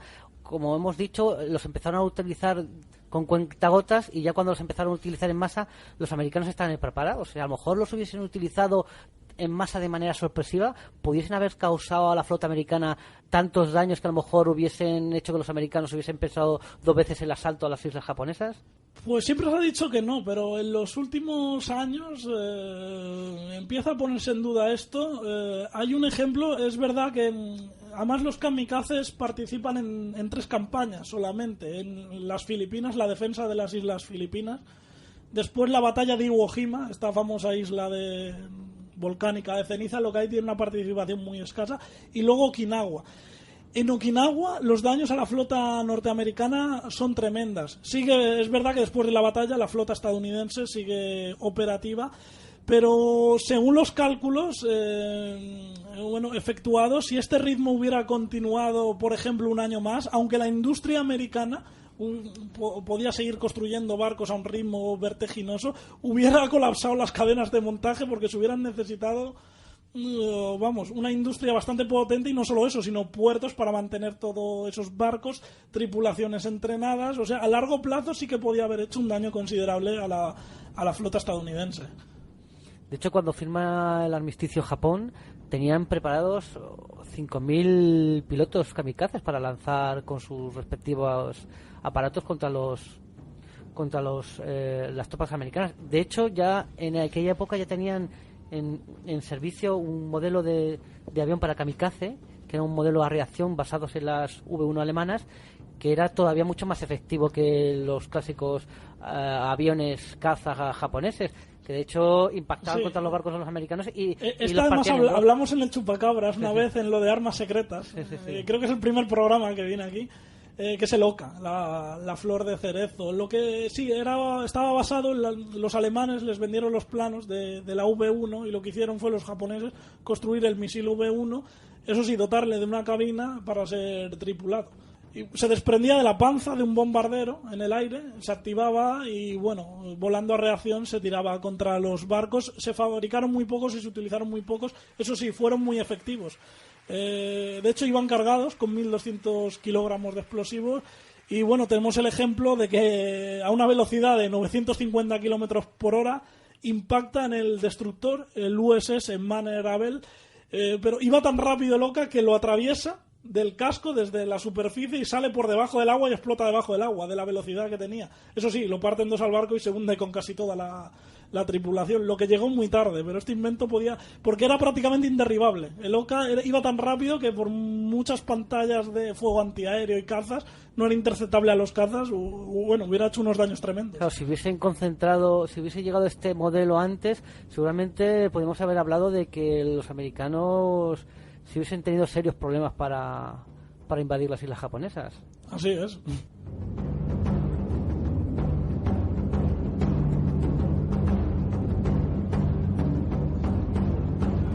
Queremos hablar de otro, no serían ya kamikazes, pero sí fenómeno, entre comillas, kamikaze, que no solo en la aviación, sino también en la marina estaban los torpedos tripulados. También había comandos japoneses que se lanzaban sobre las bases americanas en planeadores, que su única misión era destruir aviones americanos hasta el último de esos hombres era abatido. Y luego también tenemos que hablar del Yamato, que podríamos decir que fue el acorazado más impresionante que se ha construido hasta esa época, que lo lanzaron en plan también el mejor de la historia, jamás ha construido ni después. Claro, porque luego ya no se construyó el acorazado, es el mejor que ha tenido la historia, el Yamato. Era una máquina poderosísima.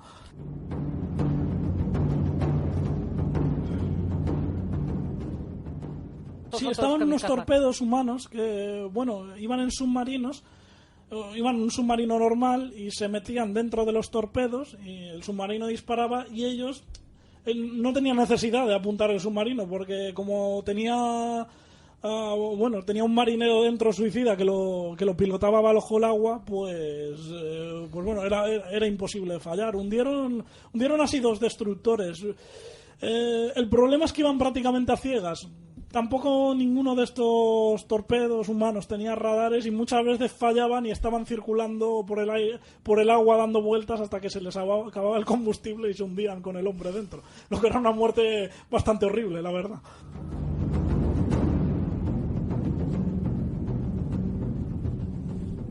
Coméntanos un poco, que además lo comentas en tu página web, la de Urase 1945, el incidente del Yamato.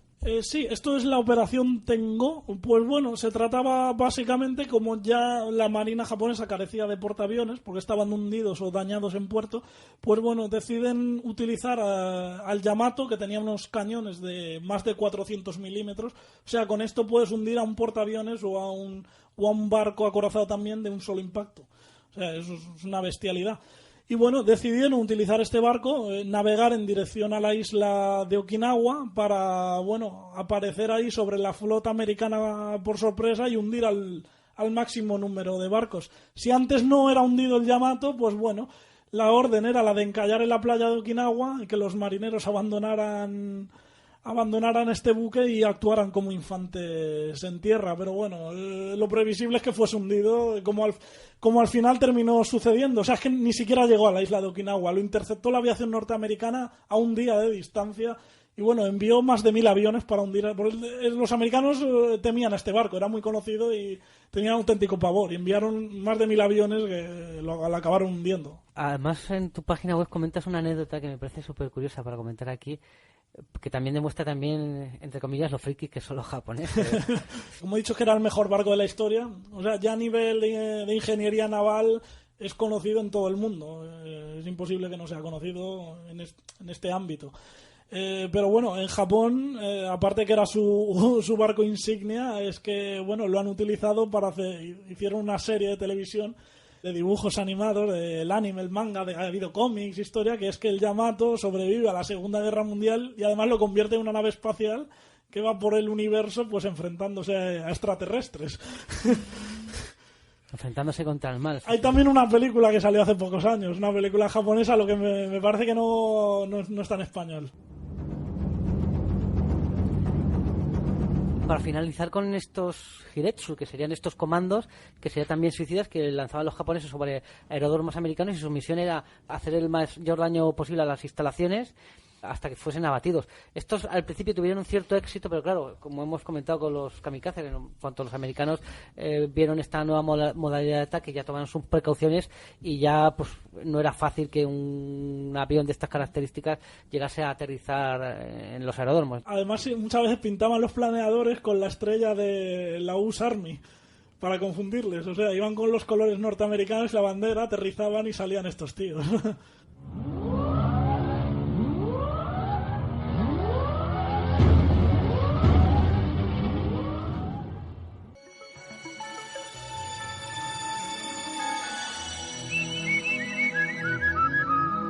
Esta música significa que al otro lado del teléfono tenemos al viajante Viracocha, que esta noche viene montado en un cero japonés, acercándose y aproximándose a nosotros a gran velocidad, pero con intenciones pacíficas, ¿verdad, Viracocha? Con grandes intenciones pacíficas y sin resultar ninguna amenaza.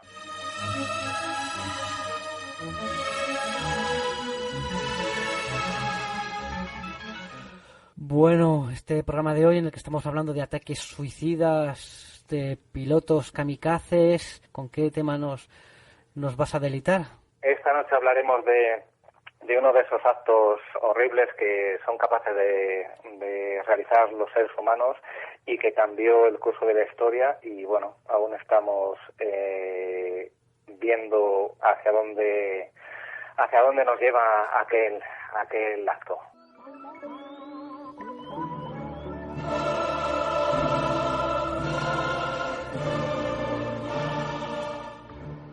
Hoy intentaremos comprender el ataque terrorista más destructivo de la historia conocida.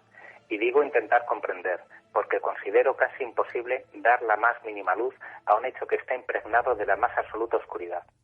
Este lamentable suceso no ocurrió durante la Segunda Guerra Mundial, ni los pilotos suicidas que se inmolaron eran japoneses. Como ya habréis adivinado, el tema que abordaremos hoy son los atentados del 11S.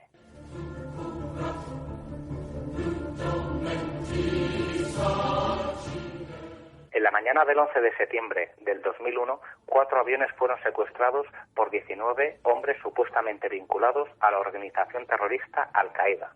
Utilizaron los aviones como enormes bombas volantes, estrellando 2 de ellos contra las Torres Gemelas del World Trade Center, uno contra el Pentágono y un cuarto contra un objetivo desconocido que finalmente cayó en un campo de Sackville, Pensilvania, cuando supuestamente el pasaje forcejeó con los terroristas para intentar retomar el control del aparato. Esta fanática ofensiva terrorista provocó la muerte de casi 3.000 personas, la completa destrucción de las Torres Gemelas y el edificio número 7 del World Trade Center, graves desperfectos en el Pentágono y que nuestra historia más reciente diese un inesperado vuelco.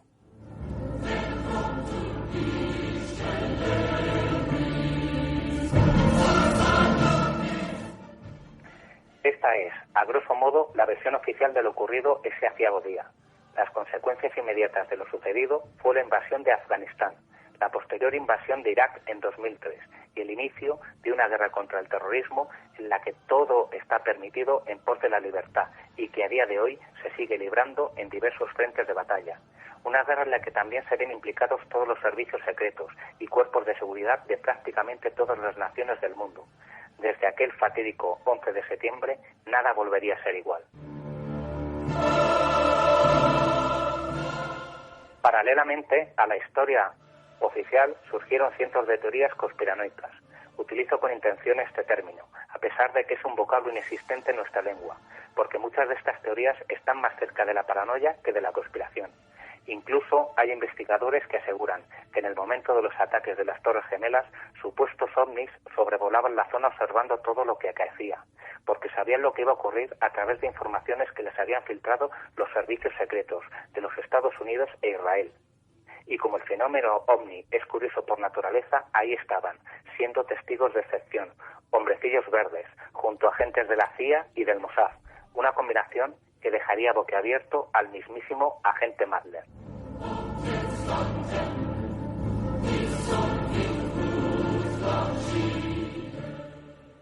Otras teorías, menos disparatadas, pero consideradas como descabelladas, aseguran que todo lo sucedido fue un ataque de falsa bandera cometido por alguna de las agencias de los propios servicios de inteligencia norteamericanos.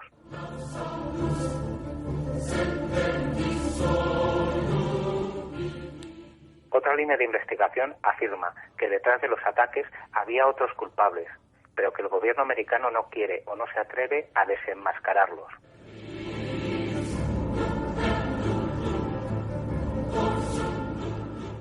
Quizás uno de los razonamientos que más nos podría cuadrar sería que las agencias de inteligencia norteamericanas tenían conocimiento de que se iba a perpetrar una serie de atentados en suelo patrio, pero no intervinieron por dos causas. La primera, por una estrategia geopolítica mundial. Los atentados serían el casus belli que necesitaba su gobierno para reestructurar políticamente la zona de Medio y Extremo Oriente. La segunda causa la encontramos en que, a pesar de tener en el punto de mira a los potenciales terroristas, no actuaron porque no se imaginaban la entidad que tendría finalmente los ataques. Presuponían que iba a ser una serie de secuestros de aviones simultáneos que se resolverían con un número de muertes civiles razonables, sin llegar a imaginarse que estos aviones secuestrados fuesen utilizados como grandes bombas volantes contra objetivos de tanta entidad.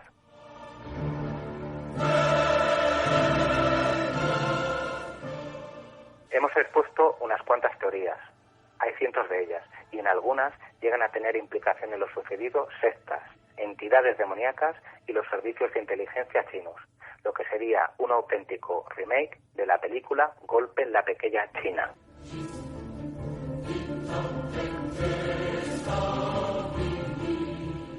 Este atentado es el más grave jamás sufrido en suelo norteamericano. Pensemos que el ataque a Pearl Harbor provocó la entrada de los Estados Unidos en la Segunda Guerra Mundial, y en él se sufrieron unas 2.000 bajas, casi en su totalidad militares. La investigación de los atentados del 11 de septiembre deja numerosos puntos oscuros, que son terreno abonado para que surjan toda clase de teorías. Este sería el kit de la cuestión.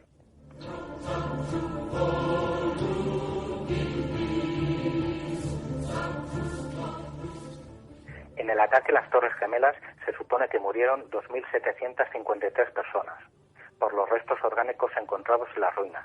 A partir de esto se han identificado 1.641 víctimas, quedando por tanto 1.112 víctimas sin identificar, debido a que la tecnología de identificación a día de hoy no tiene capacidad, a través del ADN, de determinar de quién son los restos, por los dañados que se encuentran. Las torres, en su derrumbe, se convirtieron en una gran trituradora que pulverizó y mezcló todos los restos.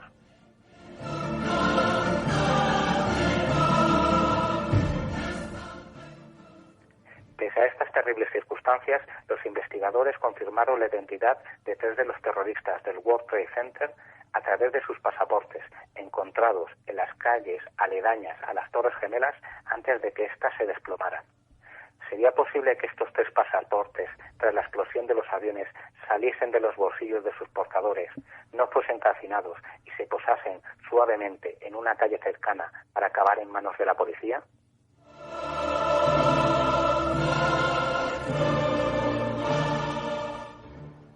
Pero con Continuemos con las extrañas coincidencias. El impacto del segundo avión en la Torre Sur se televisó en todo el mundo. Desde ese instante se sabía que era un ataque terrorista y la alarma se activó en todo el país.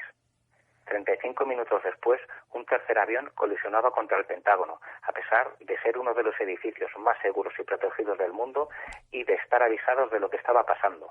Curiosamente, no hay imágenes de este impacto, a pesar que tras el segundo impacto, toda Norteamérica estaba con su atención puesta en los cielos y de que el edificio del Pentágono tiene infinidad de cámaras de seguridad grabando sus alrededores y su perímetro. Además, según las conclusiones de la investigación, el avión, antes de chocar contra el edificio, estuvo volando a ras del suelo una considerable distancia. Pese a todo, ni una sola grabación o imagen significativa.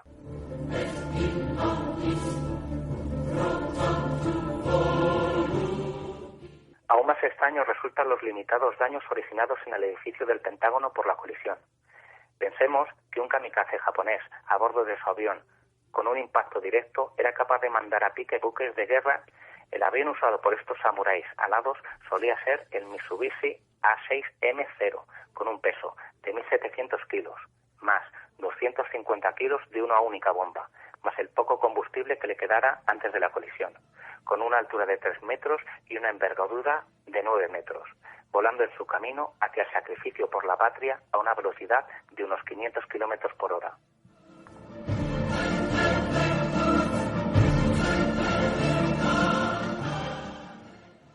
El modelo de avión que impactó en el Pentágono era un Boeing 757, con un peso aproximado de 115.000 kilogramos, de los cuales 43.000 eran de combustible, con una envergadura de 40 metros y una altura de 14, impactando de manera directa a una velocidad aproximada de 800 kilómetros hora, los daños tendrían que haber sido infinitamente más graves, coincidiendo además que el Pentágono se construyó entre 1941 y 1943, y que el edificio no fue reforzado con acero, al no considerarse necesario y debido además a que había una gran restricción del uso de este material que únicamente se usaba de manera prioritaria en la industria bélica.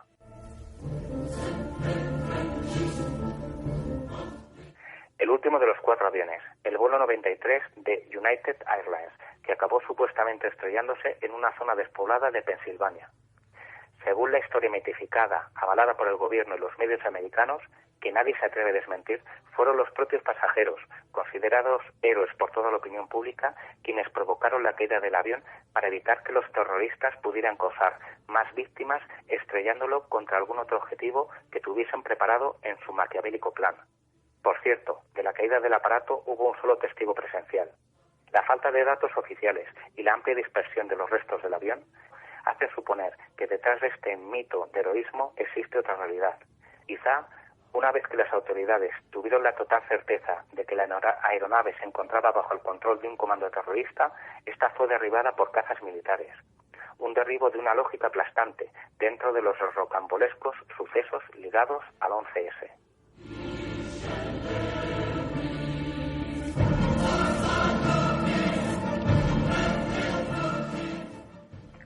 Todas estas lagunas en la investigación de lo sucedido ha provocado, a pesar de ir en contra de lo políticamente correcto, que varios sectores de la opinión pública, tras todos estos años, no estén conformes con las explicaciones dadas por las autoridades americanas para justificar lo sucedido aquel fatídico día de septiembre. Lo que sí es innegable es que a raíz de estos terribles acontecimientos, el mundo, tal y como lo conocíamos, ha cambiado.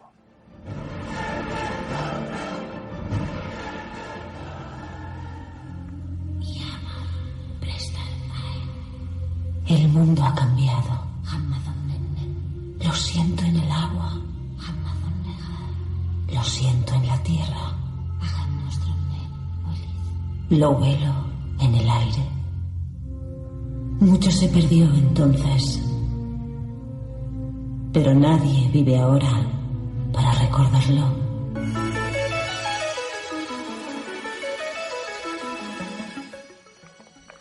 El mundo ha cambiado, ¿verdad, Viracocha, a partir de estos acontecimientos? Fíjate, pienso yo que según la explicación oficial sí hubo kamikazes en en los ataques del 11S. Los tripulantes del vuelo de US Airlines que estrellaron ellos mismos el avión para evitar que ese avión se usase. Eso sí que sería un kamikaze. Eso sí sería un kamikaze. Se inmolan para evitar que ese avión sea usado contra otra gente. Pero claro, se sacrifican por un bien mayor. Claro, pero realmente hasta eso me parece... Está justificadísimo que ese avión se derribe. Yo no entiendo. Hombre, dicen que también puede ser un misil, que también estaría justificado, claro, porque se hubiera estrellado en un edificio, si tú empiezas a contar triple.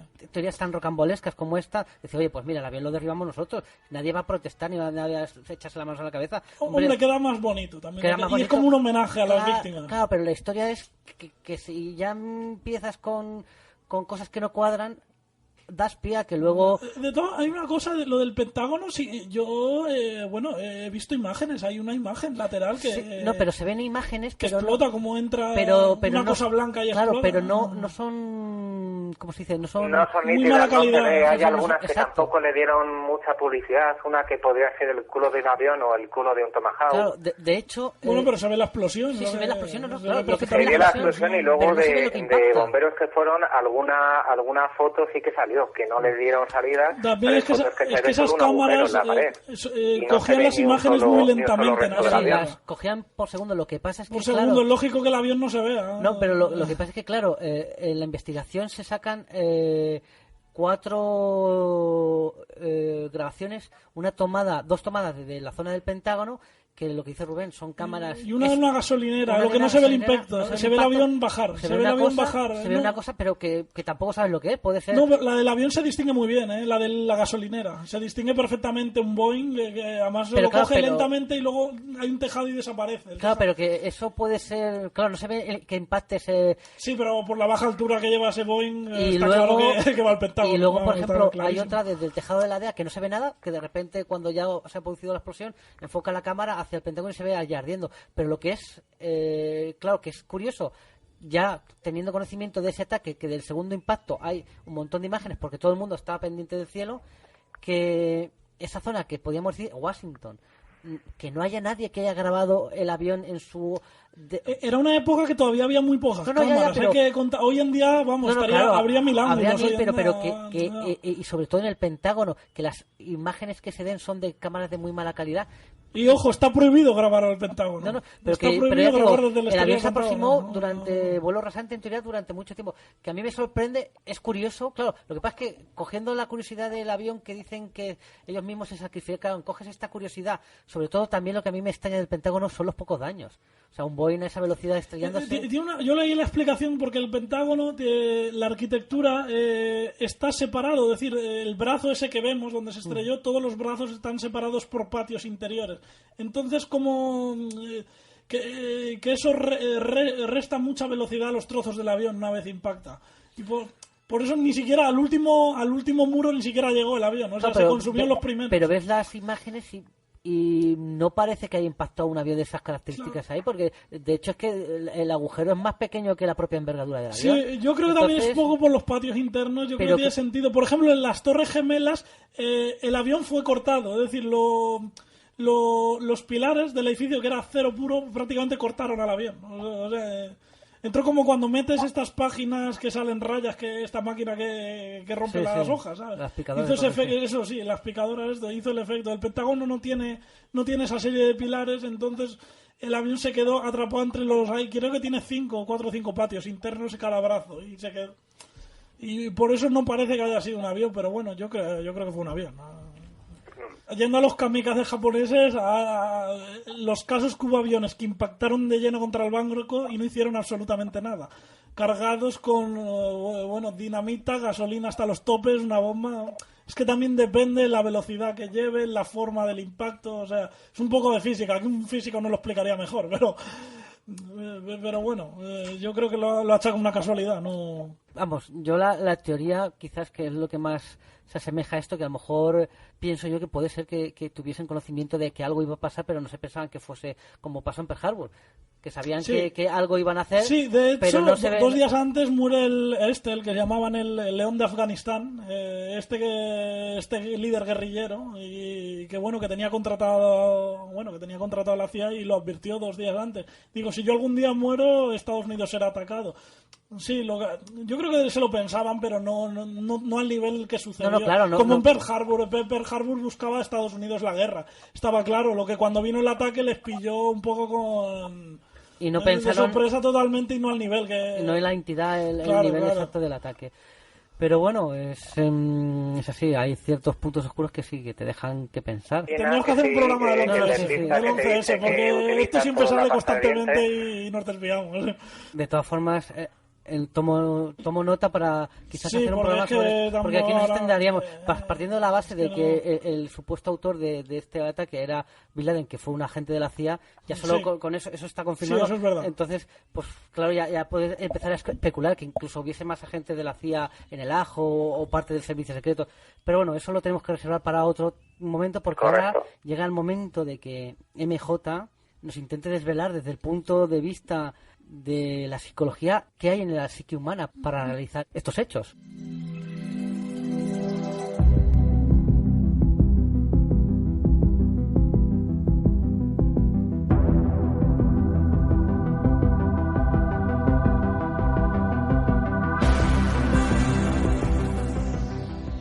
En las madrugadas de los miércoles abre la puerta al chupacabras.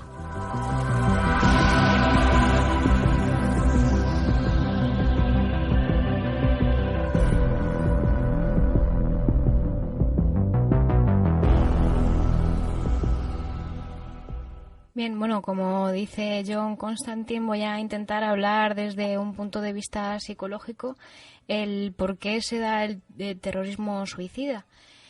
Creo que hasta ahora no voy a decir nada incompatible con lo que se ha dicho hasta ahora. Aún así, si hay algo que queráis puntualizar, os doy vía libre. El terrorismo suicida se ha convertido en algo natural dentro del paisaje político de las sociedades posmodernas. Se les llama de diferentes maneras: bombas humanas, atacantes suicidas, operaciones de martirio.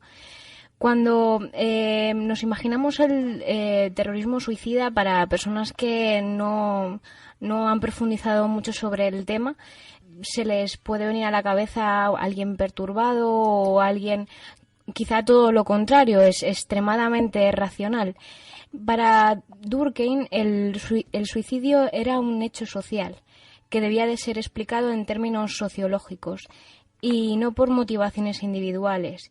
Quiero decir, no está tan centrado en los aspectos que individualizan a la persona de forma aislada, sino que hay que tener en cuenta el contexto. De ahí la racionalidad y la frialdad en la que los seleccionados estuvieran por encima de la locura. Un terrorista suicida no es un voluntario, es una persona con un perfil específico al que entrenan y seleccionan para que sean capaces de desempeñar la función para la que les corresponde desempeñar. Normalmente se escogen a los jóvenes más devotos y comprometidos. Luego de un largo trato y conocimiento, participan en un periodo de preparación con el fin de testear sus actitudes y su actuación bajo condiciones de presión y en situaciones límites. Solo aquellos que han pasado esta fase tienen la voluntad y la cabeza fría para acceder a la próxima etapa de entrenamiento. El mártir desaparece de su casa, comienza con varios días de entrenamiento intensivo en orden de entender todos los aspectos operacionales de su misión y aprende cómo tiene que manejarse con el artefacto explosivo. Pasa por un proceso de purificación mental física. Algunos de los terroristas son llevados a un cementerio en el que tienen que acostarse en una tumba por varias horas con la finalidad de superar el miedo a la muerte. ¿Qué objetivo tenían en mente para desempeñar esta función? Los objetivos son fundamentalmente políticos. Persiguen dos fines: causar grave daño a la sociedad elegida como blanco, con el fin de obligar a su gobierno a aceptar las demandas, o provocar una revuelta de la población contra el gobierno y castigar al Estado o a la sociedad que perjudica su territorio, en venganza por las atrocidades supuestas o confirmadas cometidas por grupos, países, cuando otros métodos menos extremistas han fracasado. La manipulación estaba basada en los sentimientos de humillación y victimización como factores poderosos que pueden gatillar la extrema violencia en una comunidad. Las sociedades abrazan la extrema violencia cuando perciben amenazas graves en su seguridad, identidad o aspiraciones nacionales. Aquí vuelve a ser el miedo lo que pone a una sociedad a merced de las directrices de un gobierno.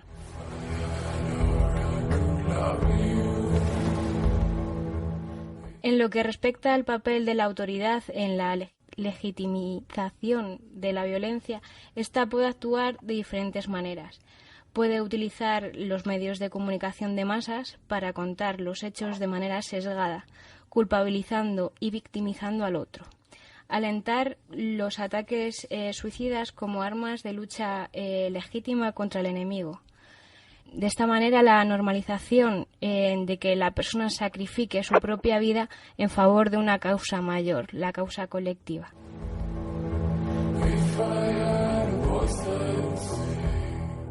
En Japón, la propaganda era un hecho notable. Algunos de sus eslóganes: cuanto más agotados estén nuestros cuerpos, más se levantará nuestra voluntad y nuestro espíritu por encima de ellos. Ante la escasez de alimentos, algunos dirán que con la actual reducción de alimentos no podemos pensar en hacer gimnasia, no. Cuanto más escasos sean los alimentos, más hemos de aumentar nuestra fuerza física por medio de otros medios.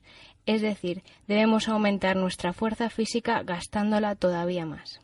Hablaban continuamente de que el mundo tenían los ojos puestos en ellos. Debían mostrar, por tanto, que el espíritu de Japón les preocupaba la imagen de lo que sí mismos ofrecían al mundo, y su preocupación en este respecto, que correspondía a una preocupación arraigada profundamente en la cultura japonesa.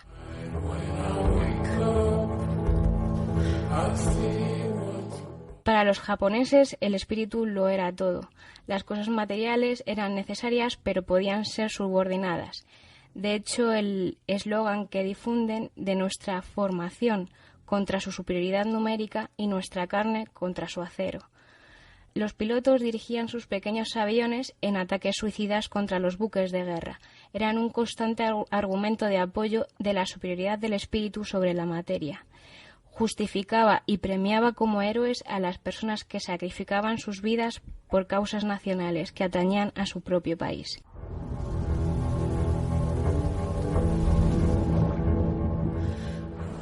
¿Hasta qué punto esta mentalidad colectiva sujeta normas para defender la supremacía de Japón de cara al resto de países anulaba el pensamiento individual y la libertad de expresión? Para los japoneses, ocupar cada uno el lugar que le corresponde, su confianza por el origen y la jerarquía y nuestra fe en la libertad y la igualdad son dos polos opuestos, a lo que nos resulta difícil dar a la jerarquía un justo valor como un mecanismo social. La lealtad incondicional y sin límites al emperador, los militaristas, utilizaban la lealtad al emperador de todas las formas posibles. Pedían a sus hombres que cumplieran con los deseos de su majestad imperial, pero la obediencia tiene un arma de doble filo. Los japoneses lucharán hasta el fin si el emperador así lo decreta. Las castas han dominado la vida de los japoneses a todo lo largo de la historia escrita. Y en el siglo VII el emperador japonés y su corte impusieron la tarea de enriquecer a Japón con los usos y costumbres de una civilización superior que había despertado la admiración de sus embajadores en el gran reino de la China. Por ello, ¿hasta qué punto existe el deseo de poder o el deseo de admiración y subordinación, de nuevo, por encima de las verdaderas necesidades de la nación?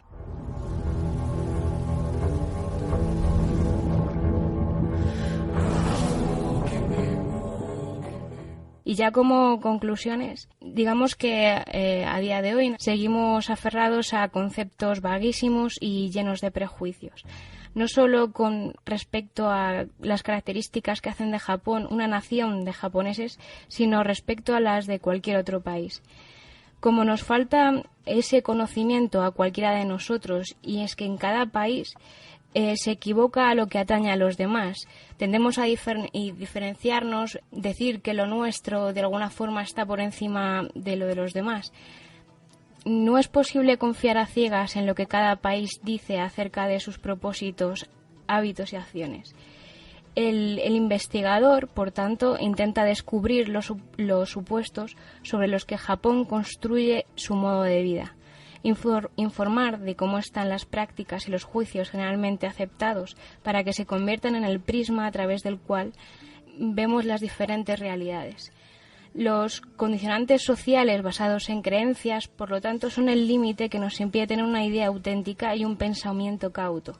Al mismo tiempo, la resistencia que tiene un país de abrirse a nuevas realidades que fomenten el progreso a una pérdida de valores que definen un territorio. Es decir, quizá es la necesidad que tiene un país de mantener su propia autenticidad en costumbres, de no perder lo que les hace ser ellos, pero al mismo tiempo es el freno que puede dar lugar a un progreso que, digamos, nos conecte unos países con otros.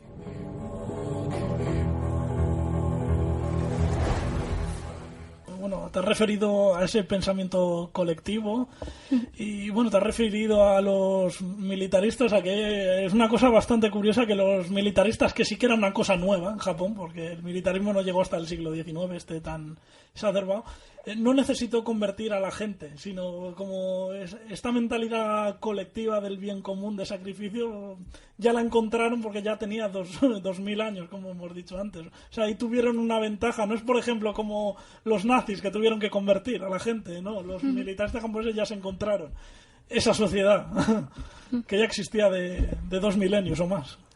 De hecho, lo que has comentado antes, que cuando los americanos llegaron allí, esa mentalidad les sirvió para luego ser la potencia económica que se han convertido. Cualquier otra nación, después de lo que pasó, seguramente... Es que Japón nunca ha rechazado la modernidad. Ellos quieren seguir sus costumbres, pero adaptándolas a la modernidad.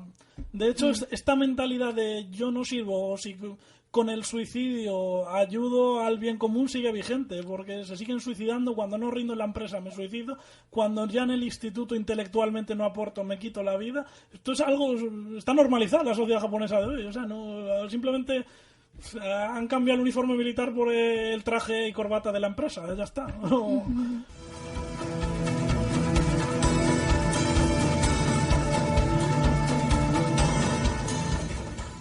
Ya para terminar, porque no solo fueron kamikazes los japoneses en la Segunda Guerra Mundial. Pues hubo otros pilotos suicidas, algunos con una motivación bastante parecida, otros distinta. Hubo 2 ejemplos fallidos. Uno sería en el año 35, la Italia fascista de Benito Mussolini, cuando invadió Etiopía y en el África Oriental. Pues bueno, Gran Bretaña y Francia aplicaron una serie de sanciones. Entonces el Duce propuso hacer una serie de escuadrones suicidas por si entraban en guerra contra Gran Bretaña, pues bueno, arrojarse contra los barcos británicos en el Mar Rojo. Buscó así a los más fanáticos camisas negras para llevar a cabo esto, pero nadie quiso. O sea, los italianos, la mentalidad mediterránea, suicídate tú, guapo.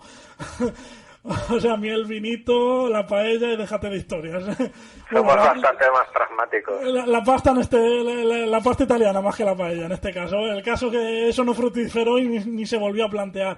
Otro caso sería el de la República de Indonesia. Bueno, Indonesia en la Segunda Guerra Mundial fue ocupada por Japón. Antes que Indonesia eran las Indias orientales holandesas. Bueno, Japón se lo arrebató a los holandeses y promovió un estado satélite, que fue la República de Indonesia, y aquí buscó pilotos suicidas, aquí sí que en este caso basándose en la religión islámica, porque bueno, Indonesia tiene varias religiones, pero la más grande, la mayoritaria es la islámica, y bueno, creó un cuerpo de aviones suicidas que se llamó el Cuerpo de Bombardeo Jibakutai, pero lo hizo ya a últimos de la guerra y fue fallido porque acabó la guerra y no llegó a entrar en acción. Alentando un patriotismo indonesio juntado con religión musulmana, podía haber llevado a cabo alguna acción. Y ahora voy a citar 2 países que sí que hicieron ataques suicidas. Uno sería el estado títere de Manchukuo, que bueno, es la provincia de Manchuria, en la actual China. Los manchúes son distintos a los chinos, tienen otro dialecto. Y bueno, Japón desde el año 31 intentó inculcarles su cultura. Esta cultura del colectivo se impuso en muchos manchús, como los japoneses, y aquí sí que se creó un pequeño cuerpo de aviones suicidas. Estaba además, eso sí, aviones muy obsoletos, el Ki-27 y el Ki-43, que eran aviones bastante malillos. Y bueno, y estos sí que entraron en acción. Se sabe que en una ocasión derribaron a un cuatrimotor norteamericano, un avión de estos cuatrimotor grande americano, el B-29. Uno se estrelló, hizo un ataque suicida y lo derribó cuando bombardeaba la ciudad de Helsinki, que era capital de Manchukuo. Y algunos sí que fueron utilizados en el Pacífico como aviones suicidas para estrellarse contra barcos, aunque no se sabe si alguno de estos cazas manchús hundió algún barco. No se tiene datos sobre eso. Luego, la siguiente nación, bien por todos conocida, sería la Alemania nacionalsocialista. Esta tuvo su propio escuadrón suicida, que se llamó el Escuadrón Leónidas, el nombre del famoso espartano de las Termópilas. Se creó a últimos de la guerra en marzo-abril de 1945 y además se creó a expensas de Hitler, porque Hitler era contrario a estas prácticas. Tuvo alguna manifestación que admiraba a los kamikazes japoneses, pero que él nunca ordenaría estas prácticas. El caso es que se formó esta unidad sin saberlo Hitler. Hitler nunca tuvo conocimiento de esta unidad. Y estuvo formada más por en este caso no podemos hablar del colectivo, la motivación, sino ya de fanatismo político. Eran ya pilotos fanáticos de las SS, hubo alguno de las juventudes hitlerianas que ya en un delirio absoluto pues era sacrificarse por el Führer, un Führer que ni siquiera sabía que iban a suicidarse, porque se lo ocultaron. O sea, aquí fue un poco absurdo. Aún así tuvieron valor para hacer lo que hicieron, porque se estrellaron contra objetivos. Llevaron a cabo 16 misiones y se estrellaron contra los puentes que estaban sobre los ríos Oder y Spree. Estos son ríos cerca de la capital. Lo hicieron durante la batalla de Berlín, o sea, en los últimos días ya de la guerra. De estas 16 misiones, hundieron varios puentes que estaban cargados de tropas soviéticas y algún tanque se vinieron abajo y eso al Ejército Rojo le retrasó en su avance a la capital. También, además, destruyeron un viaducto en Kurstik que causó muchas bajas a los soviéticos, pero esto no cambió en nada el curso de la guerra, salvo que 35 pilotos murieron innecesariamente.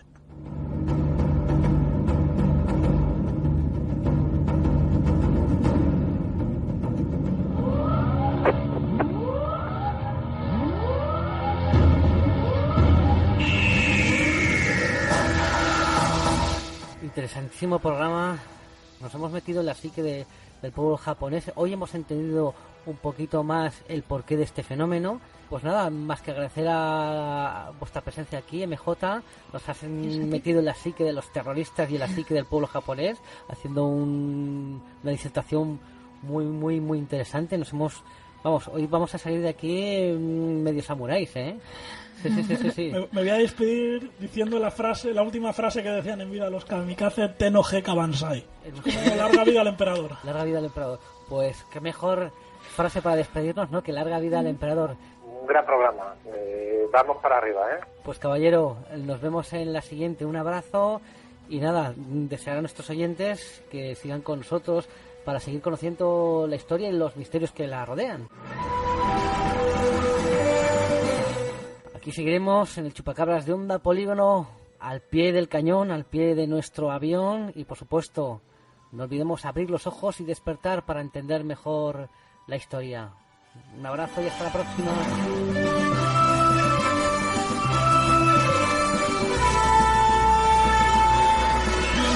Sé que estáis ahí. Percibo vuestra presencia. Sé que tenéis miedo. Nos teméis a nosotros. Teméis el cambio. Yo no conozco el futuro. No he venido para deciros cómo acabará todo esto. Al contrario, he venido a deciros cómo va a comenzar. Voy a colgar el teléfono. Y luego voy a enseñarles a todos lo que vosotros no queréis que vean. Les enseñaré un mundo sin vosotros. Un mundo sin reglas y sin controles, sin límites ni fronteras. Un mundo donde cualquier cosa sea posible. Lo que hagamos después es una decisión que dejo en vuestras manos.